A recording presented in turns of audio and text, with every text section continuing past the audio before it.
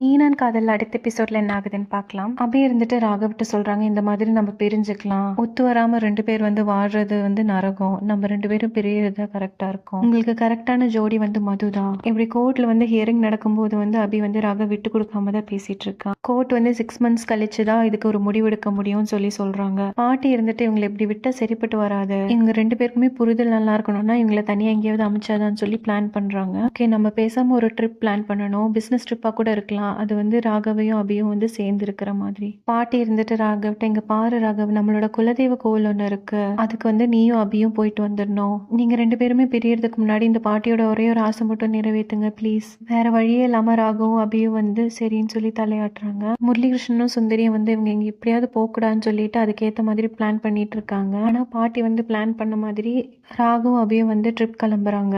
அபி ராகவ் வேணான்னு நினைச்சா கூட மனசால அவளால ஏத்துக்க முடியல. ராகவ் போற வழியிலே தூங்கி அப்படியே அபி மேலேயே விழுந்துடுறா. அபி ராகவை தள்ளி விடாம அப்படியே பழைய நினைவுகள் எல்லாம் யோசிச்சுட்டு இருக்கா. எப்படி சேர்ந்திருந்தா, எப்படி 2 பேரும் கல்யாணம் பண்ணாங்க, எப்படி ஒருத்தரா லவ் பண்ணோம், ஒருவேளை நம்ம தப்பு பண்ணிட்டோமோ, நம்ம மதுவை கூட்டிட்டு வந்திருக்க கூடாதோ, ஏன் எனக்குள்ள இப்படி எல்லாம் எண்ணங்கள் ஓடுது, எப்படி அவங்க யோசிச்சுட்டே இருக்கும்போது ராகவ் முழிச்சு, ஓ சாரி அபி, தெரியாத உன் மேல தோல் சாஞ்சிட்டேன். இந்த பக்கம் பாத்தீங்கன்னா முரளிகிருஷ்ணனும் சுந்தரியும் எப்படியாவது அவங்கள அங்க தொந்தரவு பண்ணணுன்றதுக்காக அவங்க போற இடம்லாம் கண்டுபிடிச்சு ஒரு ஆளை பிளான் பண்ணி அவங்க 2 பேருக்குள்ளேயும் சண்டை கொண்டு வரணும்னு பிளான் பண்ணிட்டு இருக்காங்க. இதோட இந்த எபிசோட் முடிச்சிருக்காங்க. அபி ராகவ் 2 பேரும் சேர்ந்துருவாங்களா? பொறுத்திருந்து பார்க்கலாம். அது வரைக்கும் பாய்.